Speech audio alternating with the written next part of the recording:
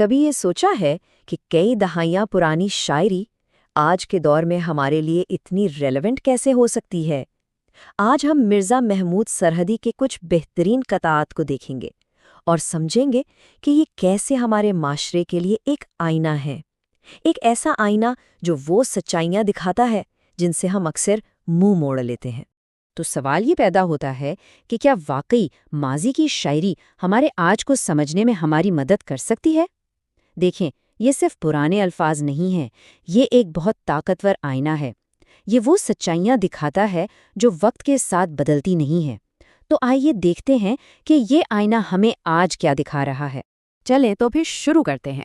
ہم ان نظموں کو موضوع کے حساب سے دیکھیں گے تاکہ ہم سرحدی کی گہرائی کو پوری طرح سمجھ سکیں اور جان سکیں کہ وہ ہمارے معاشرے کے بارے میں اصل میں کہہ کیا رہے تھے۔ تو سب سے پہلی بات، ایک ایسی چیز جس سے ہم سب کا واسطہ پڑتا ہے، پیسہ۔ سرحدی نے بڑی گہری نظر سے دیکھا ہے کہ کس طرح دولت کی ہوس ہماری قدروں کو، ہماری ویلیوز کو ختم کر دیتی ہے۔ دیکھتے ہیں کہ وہ کیا کہتے ہیں۔ یہ نظم ایک بہت ہی طاقتور بیان سے شروع ہوتی ہے۔ سرحدی ہمیں یہ سوچنے پر مجبور کر دیتے ہیں کہ آج کی دنیا میں اصل طاقت ہے کیا، اور ان کا جواب شاید آپ کو چونکا دے۔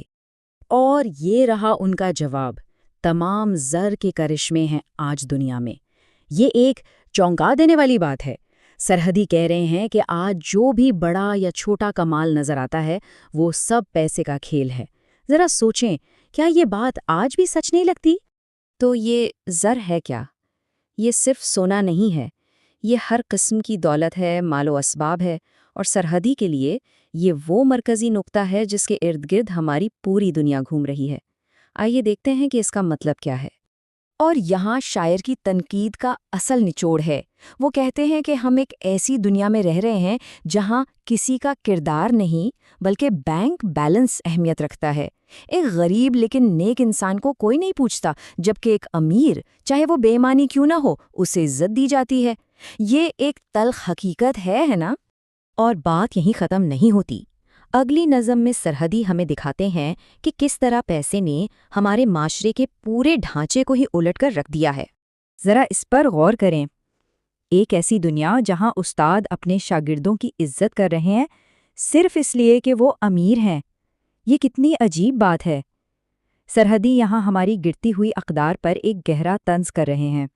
تو ہم نے دیکھا کہ پیسہ کس طرح ہماری قدروں کو خراب کرتا ہے، لیکن اس سے ایک اور مسئلہ جنم لیتا ہے، منافقت یعنی ہپوکریسی۔ سرحدی ہمیں دکھاتے ہیں کہ کس طرح لوگ اپنی اصلیت چھپانے کے لیے الگ الگ نقاب پہنتے ہیں۔ آئیے ایک ایسے شخص سے ملتے ہیں جسے شاید ہم سب جانتے ہیں، وہ شخص جو گھر میں کچھ اور ہے اور باہر کچھ اور۔ سرحدی اس دوگلے پن کو بڑی خوبصورتی سے بے نقاب کرتے ہیں۔ یہ بہت سنگین بات ہے۔ سرحدی اس شخص کو سامنے لاتے ہیں جو اپنے گھر والوں پر ظلم کرتا ہے لیکن دنیا کے سامنے ایک فرشتہ بن کر پیش ہوتا ہے۔ یہ منافقت کی شاید بدترین شکل ہے۔ لیکن منافقت صرف ذاتی سطح پر نہیں ہوتی۔ سرحدی ہمیں بتاتے ہیں کہ ہمارے پورے معاشرے میں پھیلی ہوئی ہے، یہاں تک کہ ہمارے قانون اور مذہب تک میں۔ یہ ایک بہت ہی دلچسپ نکتہ ہے۔ سرحدی کہتے ہیں کہ ہم باہر کے قوانین کو تو بہت اہمیت دیتے ہیں، انہیں یاد رکھتے ہیں، لیکن اپنے ہی مذہب اور ثقافت کو بھول جاتے ہیں۔ کیا یہ ہماری اپنی جڑوں سے دوری نہیں ہے؟ تو یہاں منافقت کے دو چہرے سامنے آئے، ایک ذاتی جو گھر اور باہر کے رویے کا فرق ہے، اور دوسرا ثقافتی جہاں ہم اپنی اقدار پر دوسروں کی اقدار کو ترجیح دیتے ہیں۔ سرحدی کی نظر بہت گہری ہے اور وہ ہمیں دکھاتے ہیں کہ یہ دوہرے معیار ہمارے معاشرے میں کتنے عام ہو چکے ہیں۔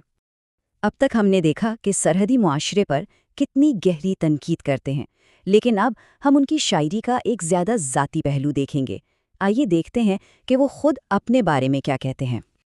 یہاں سرحدی ہمیں اپنے دل کی بات بتا رہے ہیں۔ وہ اپنے فنی سفر پر ایک نظر ڈالتے ہیں اور سوچتے ہیں کہ کیا انہوں نے صحیح راستہ چنا۔ یہ ایک بہت ہی ایماندارانہ لمحہ ہے، اور یہ ہے ان کا نتیجہ۔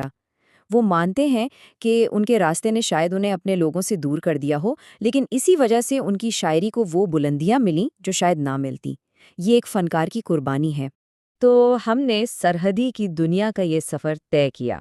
اب واپس آج کی دنیا میں آتے ہیں اور دیکھتے ہیں کہ ان کی شاعری آج ہمارے لیے کیا معنی رکھتی ہے۔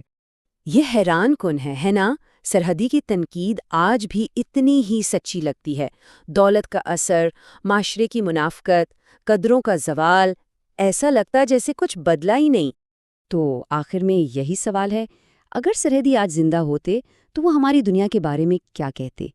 ان کی نظمیں ہمیں یہ چیلنج کرتی ہیں کہ ہم اپنے ارد گرد کی دنیا کو ایک نئی، زیادہ سچی نظر سے دیکھیں۔ کیا ہم دیکھنے کے لیے تیار ہیں؟